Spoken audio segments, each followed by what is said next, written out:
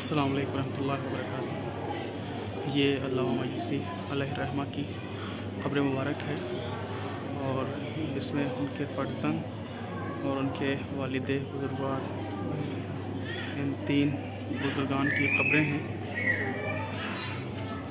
जैसा कि मैं अभी आपको क़ब्र मुबारक की ज़ियारत करीब से कराता हूँ।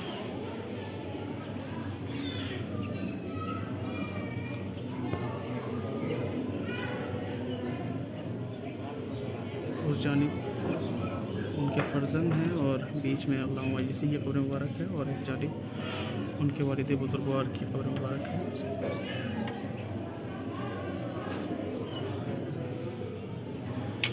अल्लाहुम्मा सल्ली अला मुहम्मद।